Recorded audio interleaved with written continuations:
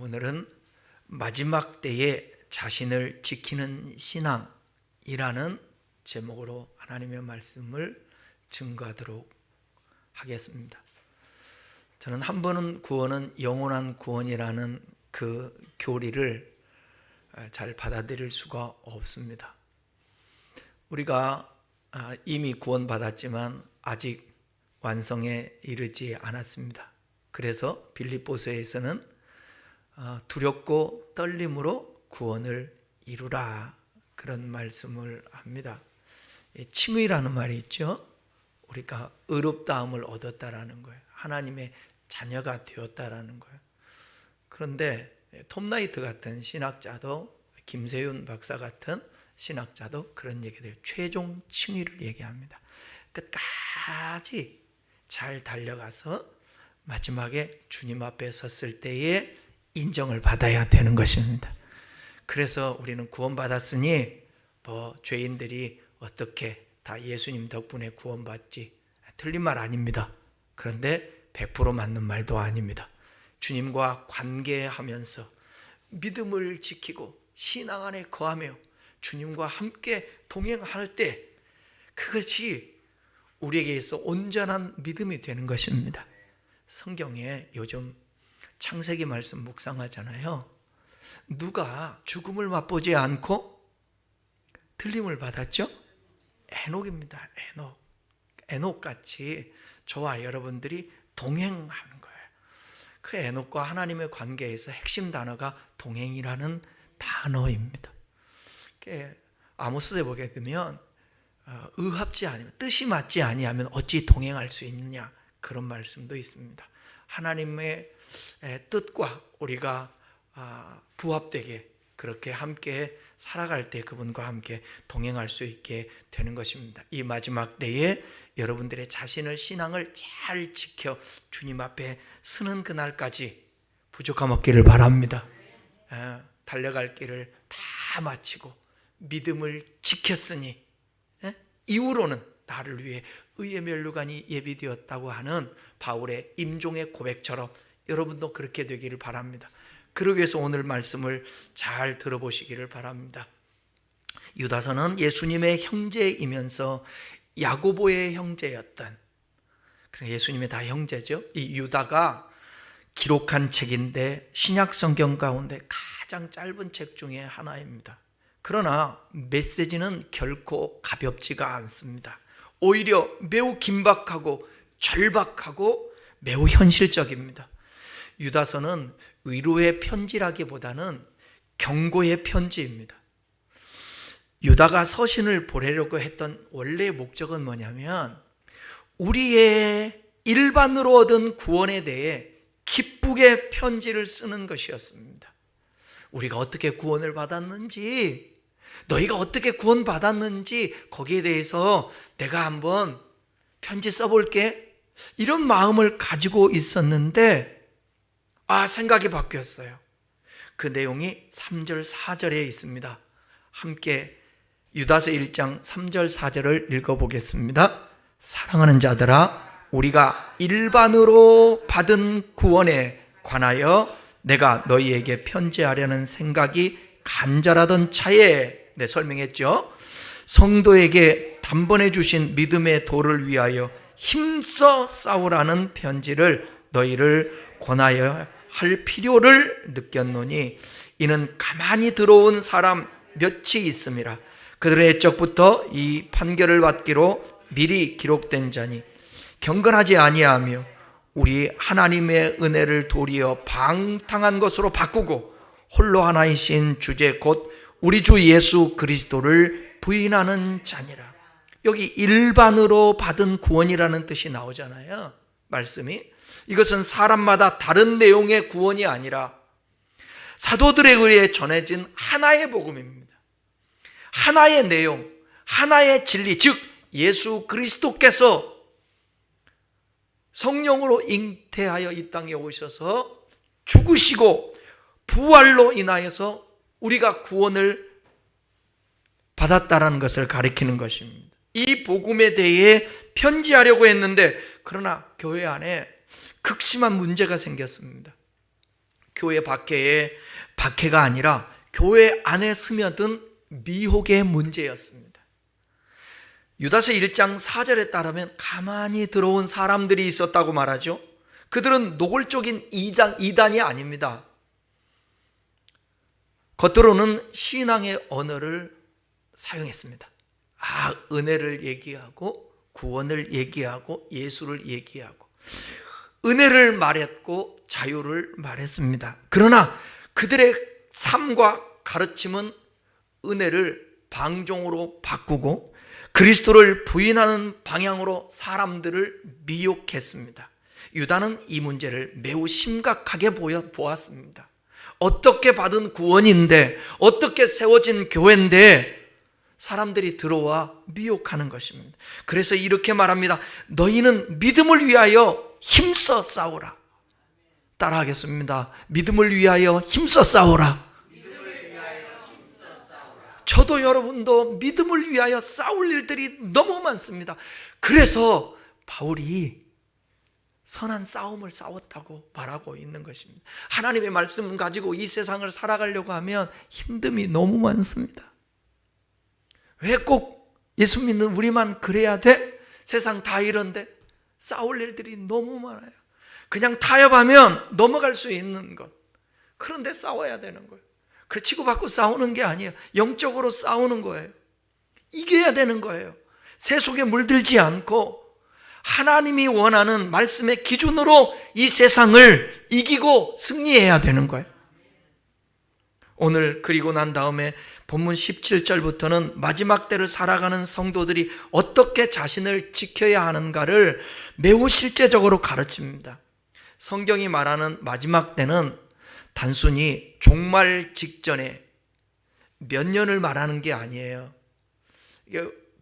기독교에서 종말은 예수님의 재림을 얘기하는데 예수 그리스도의 초림부터 재림까지의 전 기간이 성경적으로 마지막 때입니다. 사도행전 2장에 보게 되면 베드로가 오순절 사건을 설명하면서 요엘서 말씀을 인용하지 않습니까? 이 말씀이잖아요. 말세에 내가 내 영을 부어주리니. 그때가 언제? 2000년 전이에요. 그때도 말세라는 거예요. 요즘 히브리서 강의하고 있는데 히브리서 1장에 보게 되면 이 모든 날 마지막에는 아들을 통하여 말씀하셨다. 히브리서가 쓰여질 그 당시. 그러니까 초대교회도 마지막 때를 살았고 유다 당시의 교회도 마지막 때를 살았고 오늘을 사는 우리 역시 마지막 때를 살고 있습니다. 다만 마지막 때가 깊어질수록 말세 치말이라고 하죠. 이때에는 더 사람들이 미혹을 받아서 믿음에서 떠나는 사람이 많습니다. 진리는 더 상대화됩니다. 신앙은 점점 무뎌지고 세상에 물들어 영적으로 죽어가는 그런 상태인지도 모르고 살아가고 있습니다.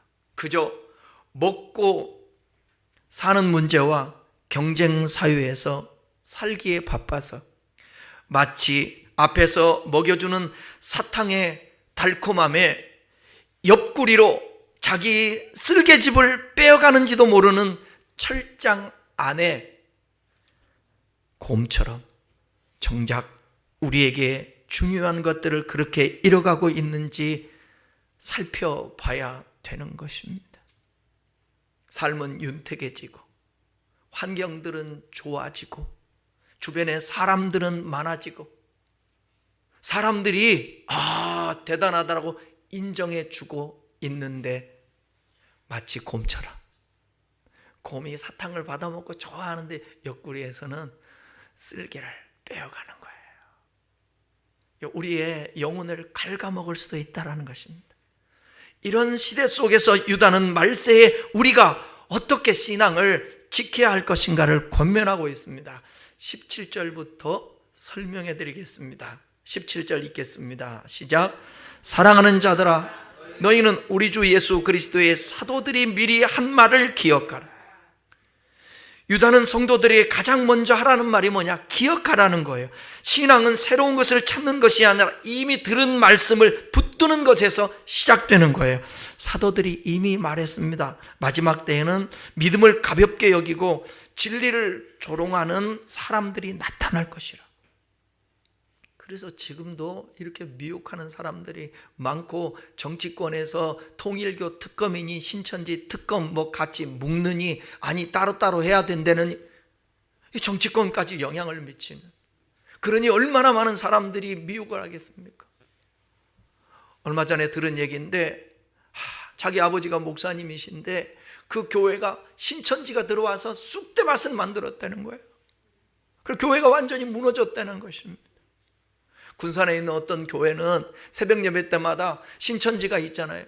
몇 명 교회 새벽기도 안 드리니까 신천지가 한 20명 새벽기도 나오는 거예요. 그래서 분쟁이 생기고 법적 다툼까지 가게 되고 그러는 거예요. 왜? 교회라는 게, 회의라는 게 있지 않습니까? 사무회의라는 것도 있지 않습니까? 그 사무회의는 때 공동의회라고도 하는데 그 회의 때에 거수지 않아요. 사람 숫자가 많으니까. 그러니까 전에 있던 성도 몇 명 안 되는데 20명이 들어와서, 이단이 들어와서 거수해가지고 이렇게 되는 거야. 어떤 일들을 결론을 내고. 여러분, 그래도 정상적인 교단에서 7년 동안 신학부 학부에서, 대학원에서 그래도 공부해서 바른 신학과 또 바른 성경 해석을 하려고 몸부림치는 이 공동체 안에서 신앙생활 할 수 있음을 감사하십시오. 저의 평생의 부담은 뭐냐? 하나님의 말씀이 의도한 대로 제대로 설명을 하고 설교를 해야 된다. 감동 주는 설교보다 더 중요한 건 뭐냐면 말씀을 잘 풀어주는, 그래서 제가 성경 한 절 한 절을 읽는 이유가 거기에 있는 것입니다. 하나님의 말씀을 잃어버릴 때 우리는 쉽게 시대의 분위기에 휩쓸려 갑니다. 그래서 유다는 말합니다. 우리 주 예수 그리스도의 사도들이 미리 말한 것을 기억하라. 사도들이 미리 말한 것에 대해서 18절에서 말하고 있습니다. 18절 읽어볼까요? 그들이 너희에게 말하기를 마지막 때에 자기의 경건하지 않은 정욕대로 행하며 조롱하는 자들이 있으리라. 사도들이 말한 게 뭐냐? 마지막 때는 경건하지 않은 그런 사람들이 자기의 정욕대로 행하는 거예요. 그리고 사람들을 조롱하는 것입니다. 야, 그렇게 신앙생활 안 해도 돼. 그리고 오직 번영, 성공, 교회의 축복, 잘됨, 이런 것만 추구하는 거예요. 정욕대로. 교회가 여러분 무슨 성공하는 데입니까? 교회가 높은 자리를 얻어서 다른 사람의 영향력을 미치면서 거기서 뭔가를 느끼는 그런 공동체입니까? 아니에요. 교회 공동체는 사랑의 공동체예요. 서로를 섬기고 서로를 긍휼히 여겨주고 서로를 축복하면서 함께 힘들 때 손잡아주고 기도해주는 공동체, 주님을 찬양하는 공동체, 그게 진짜 하나님이 원하는 공동체인 것입니다. 그런데 경건하지 않고 정욕대로 행하고 조롱하는 자들이 많다라는 거예요. 신앙의 기준은 점점 낮아지고 욕망은 점점 정당화됩니다. 성경은 이런 흐름을 마지막 때의 징조라, 그리고 지극히 자기를 사랑해요. 그리고 돈을 지극히 사랑해요. 무정해요. 무정해요. 정이 없어요. 그게 디모데후서 3장에 나오지 않습니까? 이어서 유다는 19절에서도 마지막 때의 징조를 말합니다. 자, 1장 19절입니다. 이 사람들은 분열을 일으키는 자며 육에 속한 자며 성령이 없는 자라. 한 번만 더 읽어요. 시작. 이 사람들은 분열을 일으키는 자며 육에 속한 자며 성령이 없는. 요즘 여러분 공동체마다 연합회라든지 각 노회, 지방이라든지 총회라든지 분열이 지금 생기고 있습니다. 성령이 없는 신앙은 겉보기에는 매우 열심히 있어 보일 수 있습니다. 그러나 결국 공동체를 상하게 하고 자기 중심적인 방향으로 흘러가, 나에게 맞지 아니하면 이 교회는 영적이지 않다고 그러고, 기도 조금 하면서 이 교회는 기도하지 않는 교회라고 그러고, 뭘 한다고? 자기 삶도 하나 챙기지 못하면서, 가정 하나 챙기지 못하는 사람들이 교회에서는 큰 소리를 치는 거예요. 이 교회는 깨어있지도 않다고, 이 교회는 영적이지도 않다고, 공동체를 상하게 하는 것입니다. 자기중심적인 방향이에요. 불러불러 하는데 그 안에는 성령의 충만함이 없습니다. 성령대로 행하지 않습니다. 사랑과 희락과 화평과 오래 참음과 자비와 착함과 온유와 절제가 없습니다. 목소리만 큽니다. 열심만 냅니다. 그건 성령의 사람이 아니에요. 이게 말세에 나타나는 신자들의 모습이라는. 여러분, 기도 잘한다고 속지 마세요. 설교 잘한다고 속지 마세요. 진정코 그 사람이 올바른 사람인가, 좀 부족해도 괜찮습니다.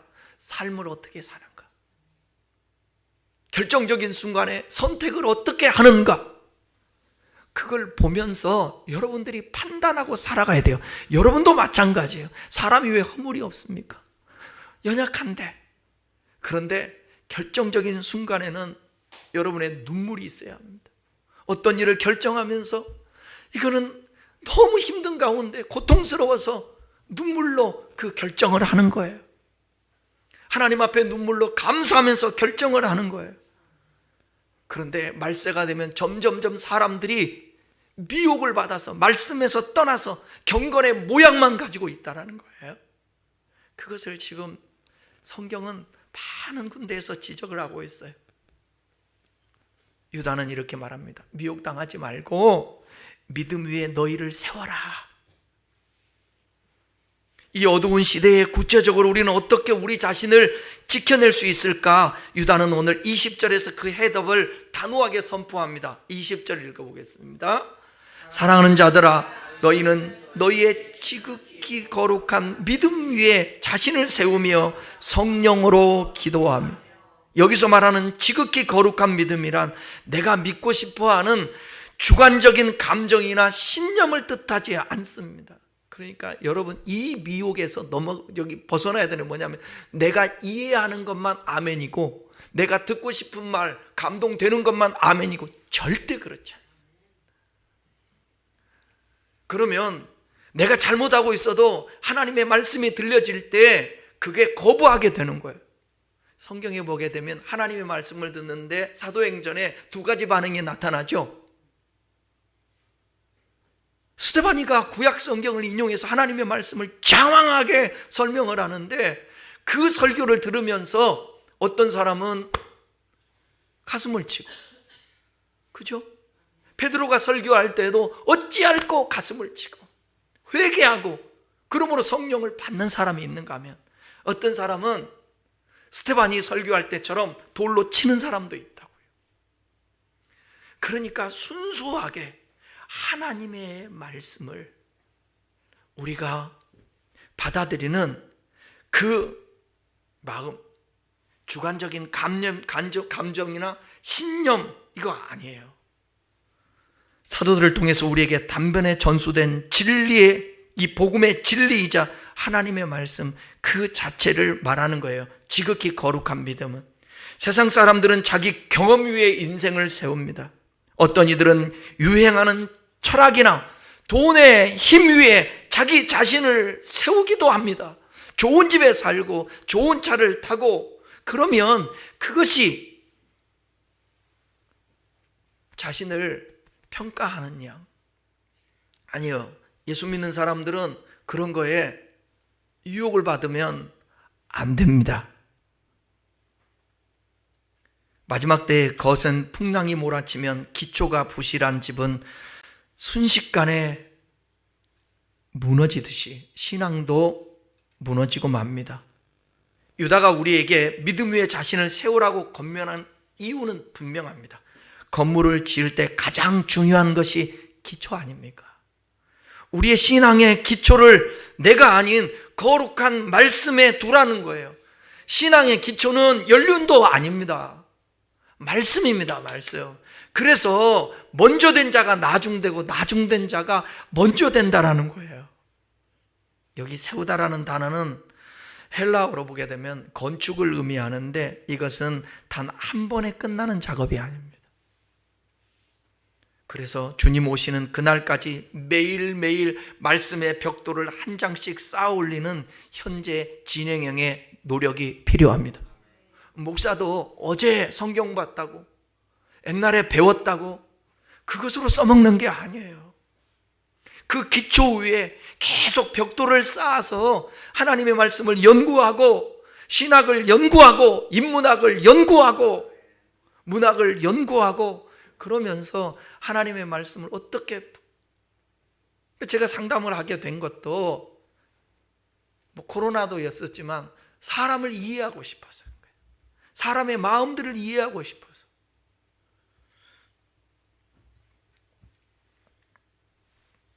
나의 감정이 흔들리고 상황이 나를 압박할 때 여러분은 무엇을 의지하십니까? 내 기분이나 판단이 아니라 지극히 거룩한 믿음인 말씀 위에 여러분의 삶을 건축할 수 있기를 바랍니다. 말씀이라는 반석 위에 서 있는 사람은 세상의 어떤 조롱과 유혹 앞에서도 결코 무너지거나 흔들리지 않습니다. 타협하지 않습니다. 우리가 대단해서가 아닙니다. 우리가 딛고 서 있는 그 기초가 전능하신 하나님의 말씀이기 때문에 그렇습니다. 그래서 매일 아침 말씀을 묵상하고 그 말씀에 순종하는 벽돌 한 장씩을 이게 루틴이 되어야 됩니다. 그것이 바로 마지막 때 나를 지키는 가장 확실한 방법이에요. 정말 시작 중요합니다. 과정 무척 중요합니다. 근데 끝은 더 중요합니다. 나이 들면 노역을 부린다고 그런 말 하죠. 그러니까 성목사도 여러분, 하나님과 친밀한 관계 속에 주의 음성을 듣고 두렵고 떨리는 마음을 가지고 늘 목회도 하고 신앙생활 하기를 위해서 여러분 기도해 줘야 돼요. 지금 한국 교회도 정말 목회자들에게 최고의 영향력을 끼쳤던 사람, 그런 목회자가 구설수에 지금 올라 있습니다. 여러분, 이 교회를 누구를 통하여 세웠어요? 이 교회를 누구를 통하여 세웠어요? 하나님이. 예수님이 오셔갖고 건물 이렇게 못지라고 그래서 세웠어요? 누가 세웠어요? 제가 시작했죠. 그죠? 세우는데. 그러니까 제가 여러분들한테 이렇게 말하면 돼요. 제가 기여한 게 많으니까 내 목 내놔. 말이 돼요? 그러면 성도들은 성도들은 애쓰고 힘쓰고 헌금하고 그러지 않았나요? 이거는 세상의 얘기예요. 내가 기여했으니까 이렇게 해라? 그거 아니죠. 40년 목회에서 대단한 목회를 이루어서 내가 기여했으니까 내놔. 내가 원하는 거. 난리가 났어요 지금 한국교회. 주님과 친밀하게 매일매일 설교하기 위해서 성경 보는 것이 아니라, 남을 가르치기 위해서 성경 보는 것이 아니라, 내 영혼이 살기 위해 하나님의 말씀에 부딪혀서 그 말씀으로 살아내기 위해 말씀을 묵상하는 것입니다. 여러분도 마찬가지예요. 성경을 보는 이유가, 우리 목사님이 또 성경 안 보면 잔소리 하니까 손들어 보라 그러면 또 이럴 수도 없고, 권사가 됐는데 안수집사가 됐는데, 그거 아니고 여러분의 영혼 자신을 위해서 매일매일마다 말씀을 묵상하며 벽돌을 한 장씩 한 장씩 쌓아, 각자가 그렇게 할 때 교회가 지어져 가는 것이에요. 20절에서는 성령으로 기도하라고 말하고 있습니다. 성령으로 기도한다는 것은 자기의 뜻을 관찰하는 기도가 아니라 하나님의 뜻 앞에 자신을 내려놓는 기도입니다. 말씀에 비추어 자신을 돌아보고 성령의 인도하심을 구하는 기도입니다. 네? 연속곡에 나오는 누가 죽는다니까 새벽기도 나가갖고 하나님 아버지 죽지 않게 해주세요.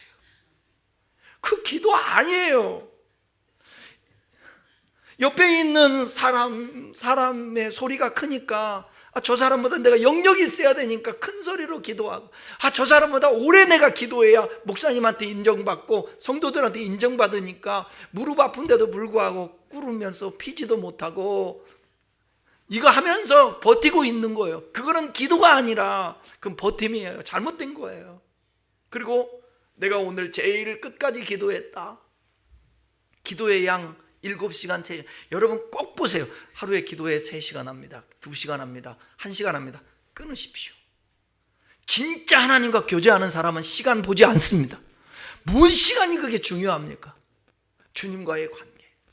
그죠? 그 때우려고 저도 해봤어요. 옛날에 막 3시간 돌파하기도 하는데 졸다가요 막 어떻게 하지도 못하다가, 왜? 약속을 했으니까 지켜야 되는데 우리 주님이 그걸 원하실까요? 아니, 어떤 훈련 속에서는 때로는 그런 것도 필요하죠. 벽을 보고 기도하는 훈련도 하고, 무릎 꿇는 훈련도 하고, 소리내서 기도하는 훈련도 하고, 묵상 기도하는 훈련도 필요합니다. 근데 우리는 기도를 우리의 힘으로 하는 게 아니라 연약하니까 성령님 그의 도우심으로 우리가 순수하게 기도하는 것입니다. 말씀에 비추어 자신을 돌아보고 기도를 통하여 성령의 인도하심을 구하는 기도가 우리에게 필요합니다. 기도는 신앙의 호흡과 같습니다. 호흡이 멈추면 생명이 유지될 수 없듯이 기도가 무너지면 신앙도 곧 흔들립니다. 큰나무 교우 여러분, 우리에게 기도가 부족합니다. 우리 교회에 기도가 부족합니다. 저와 여러분들이 하나님과 교제하는 그 기도의 시간을 늘릴 수 있기를 바랍니다. 말씀 위에 자신을 세우고 성령으로 기도하는 삶, 그 삶의 목적지가 어딜까? 무엇을 위해서 그렇게 해야 될까?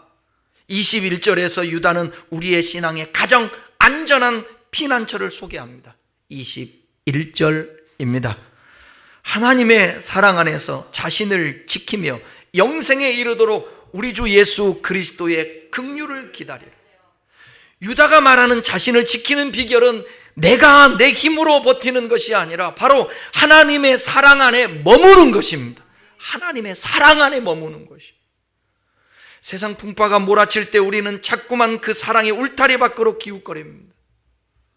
정말 하나님이 나를 사랑한다면 어떻게 나에게 이런 일이 일어날 수 있을까? 그 의심이 들 때 하나님의 사랑 밖으로 걸어나갑니다.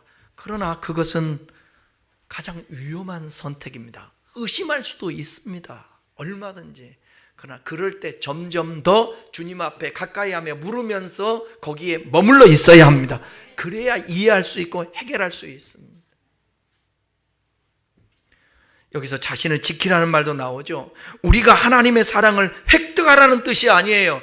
이미 우리에게 주어진 그 거룩한 사랑의 품속에서 떠나지 않도록 나 자신을 단속하라는 거예요. 지키라는 게 바로 그거예요. 탕자가 아버지의 집안에 있을 때 가장 안전했듯이 성도는 하나님의 사랑이라는 요새 안에 있을 때 가장 안전하다는 사실입니다. 왜? 전지전능하신 그분이 우리를 보호해 주시기 때문에 그런 거예요.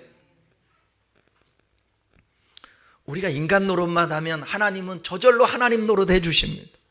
우리는 그분을 경외하고 그분의 말씀을 따라 순종하면서 하나님 사랑하고 내 이웃을 사랑하잖아요. 그러면 하나님이 하나님 노릇 해주세요. 전지전능하신 그분이 하나님 노릇하면서 우리의 필요를 공급하시고 이스라엘 백성들을 독수리가 그 새끼를 품에 안듯 우리를 품고 함께 하신다라는 것입니다. 그래서 그분은 우리의 피난처가 되십니다. 요즘 무엇 때문에 힘드십니까? 그 힘듦을 하나님 앞에 주절주절 거기에 머무르면서 하나님 앞에 고백하십시오. 하나님 제가 이래요. 하나님 제가 이래요. 유다는 우리가 바라봐야 할 소망의 끝을 제시하는데 영생에 이르도록 우리 주 예수 그리스도의 긍휼을 기다리라. 마지막 때는 기다림의 시간입니다. 그런데 무엇을 기다립니까? 나의 의로움에 대한 보상이 아니라 주님의 긍휼을 기다리는 거예요. 주님, 저는 연약합니다. 저는 주님의 자비 없이는 한순간도 버틸 수가 없습니다. 다시 오셔서 나를 완성하실 그 긍휼을 내가 사모합니다. 주 떠나가시면 아무것도 아닙니다. 나는 살 수가 없습니다. 표현해야 합니다. 주님 앞에 고백을 해야 합니다. 이 세상에서 나를 지키는 힘은 내 결단의 의지가 아니라 나를 결코 포기하지 않으시는 하나님 사랑 안에 닻을 내리는 것입니다. 그리고 장차 우리를 영원한 생명으로 인도하실 주님의 긍휼을 간절히 구하는 것입니다. 하나님의 아들 주 예수 그리스도시여 나를 불쌍히 여기소서. 다 같이 고백하십시다. 시작. 하나님의 아들 주 예수 그리스도시여 나를 불쌍히 여기소서. 아멘. 장차 우리를 영원한 생명으로 인도하실 주님의 그 긍휼을 구할 때 하나님은 우리에게 버틸 수 있는 힘과 넉넉히 이길 힘을 주실 줄 믿습니다. 이제 22절과 23절 읽어보면 설명하겠습니다. 같이 읽겠습니다. 어떤 의심하는 자들을 긍휼히 여기라. 또 어떤 자를 불에서 끌어내어 구원하라. 또 어떤 자를 그 육체로 더럽힌 옷까지도 미워하되 두려움으로 긍휼을 여기라. 마지막 때에 자신을 지키는 신앙은 단순히 나 혼자 거룩해지는 것에 머물지 않습니다. 참된 신앙은 반드시 나를 넘어 내 곁에 있는 사람들, 무너져가는 사람들, 긍휼이 필요한 사람들, 그들에게 하나님의 선을 베푸는 것입니다. 22절과 23절에서 우리가 돌아봐야 할 세 부류의 사람들을 언급합니다. 첫째는 의심하는 자들을 긍휼히 여기라는 거예요. 믿음 없는 자를 비난하기보다 주님의 마음으로 안타깝게 여기며 진리 안에 들어올 수 있도록 기도하고 도와주는 것입니다. 두 번째는 불에서 끌어내어 구원하라는 거예요. 이것은 매우 다급하고 긴박한 상황을 묘사합니다. 여러분, 지옥불로 향하는 영혼을 발견했다면 주저하지 말고 손을 뻗어 그들을 낚아채야 한다는 것입니다. 내버려두면 안 되는 것입니다. 마지막 때의 전도는 여유로운 권유가 아니라 불 속에서 생명을 건져내는 필사의 구조 작업이라는 것입니다. 거기에 우리가 구조대원으로 부름을 받았다는 거예요. 그래서 전도해야 하는 것입니다. 세 번째는 뭐냐? 그 육체로 더럽힌 옷이라도 미워하되 두려움으로 긍휼히 여기라는 거예요. 이것은 매우 중요한 영적 균형을 말합니다. 죄인은 사랑하되 그가 지은 죄의 영향력을 전염되지 않도록 단호하게 자신을 살피고 그들과 하나 되면 안 되고 그들에게 동화되면 안 되고 하나님의 말씀과 능력으로 그들을 오히려 구원의 길로 인도해야 된다는 것입니다. 죄의 무서움을 알기에 두려운 마음으로 그들을 대하라는 것입니다. 결국 자신을 지키는 신앙의 완성은 사랑의 전도자가 되는 것입니다. 내가 하나님의 사랑 안에 거하고 있다면 그 사랑은 자연스럽게 죽어가는 이웃에게 흘러가야 된다는 것입니다. 그래서 살아있는 신앙은 예수를 말하지 않고 예수를 전하지 않고 견딜 수가 없는 거예요. 죽어가고 있는 영혼 때문에 견딜 수가 없는 것입니다. 사랑하는 여러분, 지금 전도의 대상자가 있거든 기도하면서 하나님 앞에 눈물로 호소하십시오. 하나님, 우리의 가족들을 구원해 주십시오. 나의 친구들을 구원해 주십시오. 어떻게 되겠지가 아니라 적극적인 간절한 마음으로 하나님, 저 영혼들이 구원받을 수 있도록 인도해 달라고 저 죄악에서 돌아올 수 있기를 간구할 수 있기를 바랍니다. 말씀을 마치겠습니다. 유다는 교회가 세상을 바꾸라고 말하지 않습니다. 먼저 자신을 지키라고 말합니다. 시대를 분별하고 믿음 위에 자신을 세우고 성령 안에서 기도하고 하나님의 사랑 안에 머물고 다른 사람을 긍휼히 대하고 마지막 때를 사는 가장 현실적이고 가장 성경적인 신앙을 우리에게 오늘 지금 다급하게 말하고 있는 것입니다. 마지막 때는 두려움의 이유가 아니라 깨어 있어야 할 이유입니다.